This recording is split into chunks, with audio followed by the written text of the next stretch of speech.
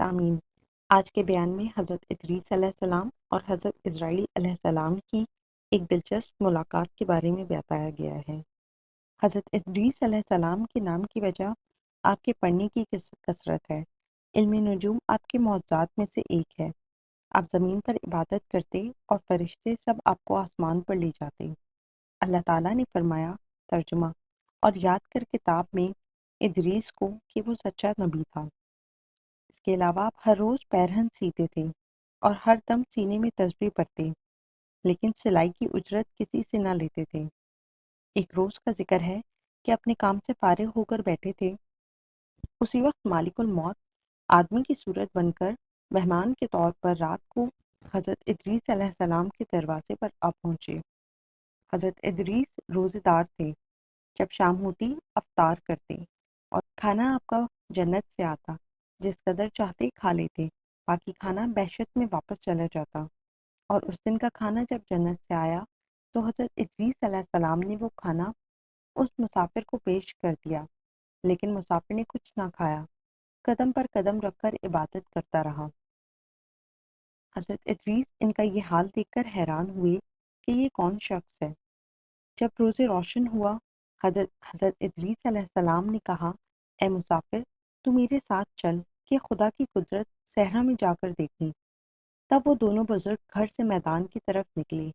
جاتے جاتے ایک گیہوں کے کھیت میں جا پہنچے۔ حضرت مالک الموت نے کہا کہ چلو اس کھیت سے چند گوشے گیہوں لے کر ہم تم مل کر کھانا کھائیں۔ حضرت ادریس علیہ السلام نے فرمایا کہ عجیب بات ہے کہ جب گزشتہ رات میں نے آپ کو حلال کھانا دیا تب آپ نے نہ کھایا، اور اب آپ حرام کھانا چاہتے ہیں۔ پھر وہ دونوں بزرگ وہاں سے دوسرے باغ میں جا پہنچے۔ وہاں بھی انگور دیکھ کر حضرت اسرائیل نے کھانے کا ارادہ کیا، لیکن حضرت ادریس نے منع فرمایا کہ بغیر اجازت لینا حرام ہے۔ پھر جاتے جاتے ایک بکری کو دیکھ کر اسرائیل علیہ السلام نے کھانے کا ارادہ کیا۔ حضرت ادریس علیہ السلام نے کہا کہ بیگانی بکری کو ذبح کر کے کھانا ممنوع ہے۔ اسی طرح 3 روز تک دونوں آپس میں گفتگو کرتے رہے، جبکہ حضرت ادریس علیہ السلام نے معلوم کیا کہ یہ کون شخص ہے، بنی آدم میں سے معلوم نہیں ہوتا۔ تب آپ نے پوچھا، خدا کے واسطے ظاہر تو کرو کہ تم کون ہو۔ اس نے عرض کیا کہ میں اسرائیل ہوں۔ تب حضرت ادریس علیہ السلام نے فرمایا کہ بھائی، کیا سب مخلوقات کی جان تم ہی قبض کرتے ہو؟ انہوں نے کہا، جی ہاں۔ حضرت نے فرمایا، شاید کہ تم میری جان قبض کرنے کے لیے آئے ہو۔ انہوں نے کہا کہ نہیں، میں تو تمہارے ساتھ خوش طبی کرنے آیا ہوں۔ حضرت ادریس علیہ السلام نے کہا کہ آج 3 دن سے تو میرے ساتھ ہے، کیا اس عرصے میں تم نے کسی کی جان قبض کی ہے؟ انہوں نے کہا، ترجمہ: فرشتے نے کہا کہ کل جان قبض کرنا ہمارے ہاتھ میں ایسا ہے جیسا کہ تمہارے دونوں ہاتھ کے نیچے روٹی رکھی ہوئی ہے، یعنی جس کی اجل آتی ہے اللہ تعالیٰ کے حکم سے ہاتھ بڑھا کر اس کی جان قبض کر لیتا ہوں۔ اور بولا، اے ادریس، میں چاہتا ہوں کہ تیرے ساتھ رشتہ برادری کا کروں۔ حضرت ادریس علیہ السلام نے فرمایا کہ میں تیرے ساتھ رشتہ برادری کا تب کروں گا کہ تلخی یہ جان ایک بار تو مجھے چکھا دے، تاکہ خوف اور عبرت مجھے زیادہ ہو اور پھر عبادت اپنے خالق کی زیادہ کروں۔ مالک الموت نے کہا کہ بے رضا الہی کسی کی جان قبض نہیں کر سکتا۔ تب حضرت ادریس علیہ السلام نے اللہ تعالیٰ کی درگاہ میں عرض کی، حکم ہوا کہ جان ادریس علیہ السلام کی قبض کر۔ انہوں نے حضرت ادریس کی جان قبض کر لی۔ پھر مالک الموت نے خدا کی درگاہ میں دعا کی، اللہ تعالیٰ نے ان کو زندہ کیا، اور حضرت ادریس علیہ السلام نے اٹھ کر مالک الموت کو اپنی گود میں لے لیا۔ دونوں نے آپس میں رشتہ برادری کا لگایا۔ پھر مالک الموت نے ان سے پوچھا، اے بھائی، تلخی جان کیسی تھی؟ وہ بولے، جیسے کسی زندہ جانور کی کھال سر سے پاؤں تک کھینچی جاتی ہے۔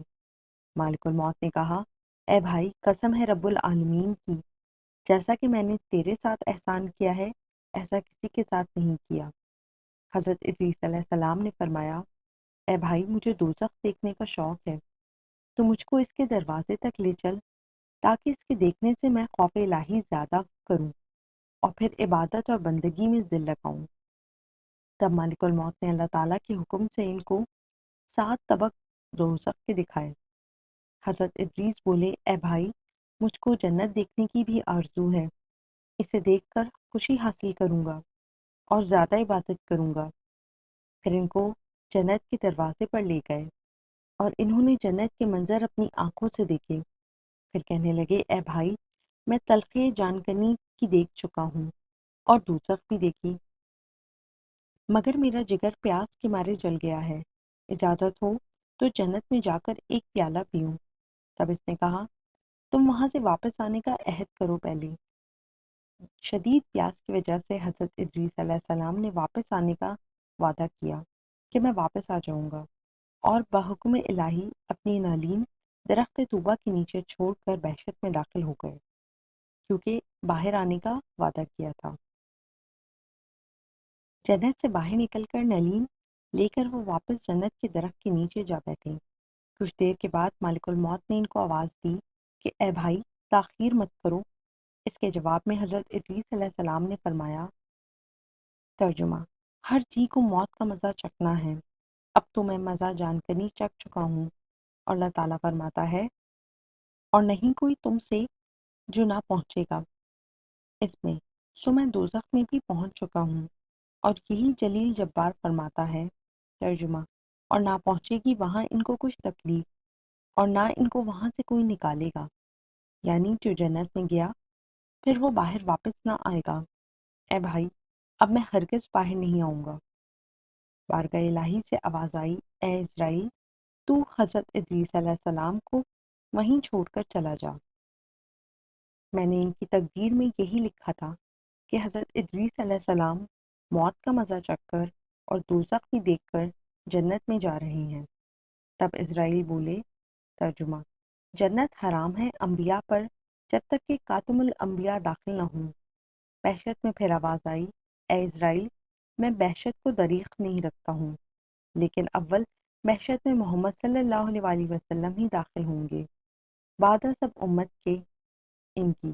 اور اللہ تعالیٰ نے فرمایا، ترجمہ: اور اٹھا لیا ہم نے اس کو اونچے مقام پر، پس جنت میں حضرت ادریس تو جا رہے اور اور ان کے فرزند سب فراق سے شب و روز گریہ وزاری کرتے تھے۔ ایک روز ابلیس لعین ان کے پاس آیا اور کہا کہ تم مت رویا کرو، میں تمہارے باپ کی سی ایک صورت بنا دیتا ہوں، تم اس کو شب و روز دیکھا کرو اور پوجو، اس سے تمہارے سب دکھ درد اور غم جاتے رہیں گے اور تم سب خوش رہو گے۔ اولاد باپ کے غم سے بے حال تھی۔ ابلیس مردود نے ایک ایسی صورت بنائی کہ ان کی شکل میں اور اس میں کوئی فرق نہ تھا، فرق صرف اتنا تھا کہ وہ بت بات نہ کر سکتا تھا، اور وہ لوگ اس صورت کو پوجا کرتے تھے، یہاں تک کہ رفتہ رفتہ بت پرستی تمام عالم میں پھیل گئی۔ مشرق سے مغرب تک یہ رواج جاری رہا، کوئی آدمی اللہ تعالیٰ کو نہ جانتا تھا، علم و عمل ان میں مفقود تھا۔ بعد خدا تعالیٰ نے حضرت نوح علیہ السلام کو ان پر پیغمبر بنا کر بھیجا تاکہ ان کو راہ ہدایت بتائیں۔